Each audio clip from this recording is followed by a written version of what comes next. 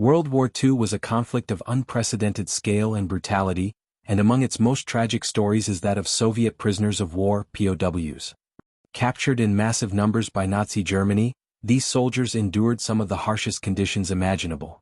Often forgotten or overshadowed by other wartime narratives, the fate of Soviet POWs stands as one of the darkest chapters of the war, marked by immense suffering, mass death and post-war discrimination, even in their own country. Mass capture and immediate crisis. When Nazi Germany launched Operation Barbarossa in June 1941, the Soviet Union was caught off guard. Within the first few months, German forces captured millions of Red Army soldiers, with estimates suggesting that by the end of 1941 alone, more than 3 million Soviet troops had been taken prisoner. The rapid and large-scale surrender overwhelmed German logistics, and the Nazi regime had no intention of treating Soviet POWs in accordance with international law. The Geneva Convention, which Germany had signed, was not extended to Soviet prisoners, partly due to Nazi ideology that viewed Slavs as racially inferior and Bolshevism as a mortal enemy. Life and death in German captivity. The treatment of Soviet POWs was nothing short of catastrophic. Most were held in open-air camps called stalags, without adequate food, water, or shelter. They endured forced labor, physical abuse, and executions. Starvation and disease were rampant. By the end of the war, out of the estimated 5.7 million Soviet soldiers captured by the Germans, approximately 3.3 million died in captivity. This equates to a death rate of nearly 57%, far higher than that of Western Allied POWs.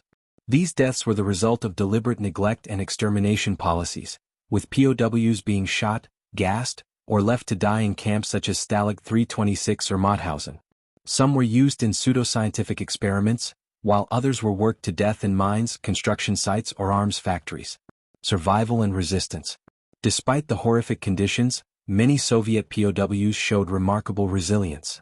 Some managed to escape and join partisan groups fighting against the Nazis.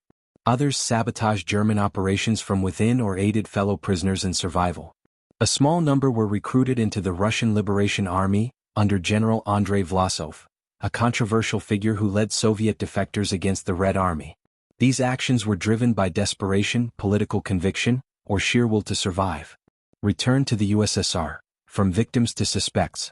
For those who survived captivity and returned to the Soviet Union after the war, the ordeal did not end. Under Joseph Stalin, returning POWs were often treated with deep suspicion. The Soviet regime viewed surrender as a form of treason, encapsulated in Stalin's chilling order. There are no prisoners of war, only traitors. Many repatriated soldiers were subjected to interrogation by the NKVD, Soviet secret police, and hundreds of thousands were sent to gulags, the infamous Soviet labor camps. They were accused of collaboration, cowardice, or ideological contamination from the West. Even those who avoided imprisonment often faced social stigma, limited career prospects, and official silence about their suffering. It was not until decades later, after Stalin's death and especially during the post-Soviet era, that their experiences began to be more openly acknowledged and studied. Legacy and recognition. In the post-war Soviet Union, the story of POWs was largely omitted from public narratives of victory and sacrifice. The focus was on heroism and triumph, leaving little space for tales of victimhood, especially those tainted by suspicion of betrayal. Only in the late 20th and early 21st centuries did Russia begin to formally recognize the suffering of Soviet POWs. Historians, human rights organizations, and war memorial groups have worked to shed light on their plight and honor their endurance. Today, memorials, books, and documentaries increasingly acknowledge the immense tragedy of Soviet POWs in World War II, placing their suffering within the broader context of both Nazi barbarity and Soviet repression. Conclusion. The experience of Soviet POWs in World War II is a tragic story of mass suffering, compounded by betrayal from both enemies and their own state. Captured in staggering numbers, denied basic rights, and subjected to horrific conditions, millions died in captivity while survivors faced persecution at home. Their story, once buried in silence, is now a powerful reminder of the human cost of war, ideology, and indifference.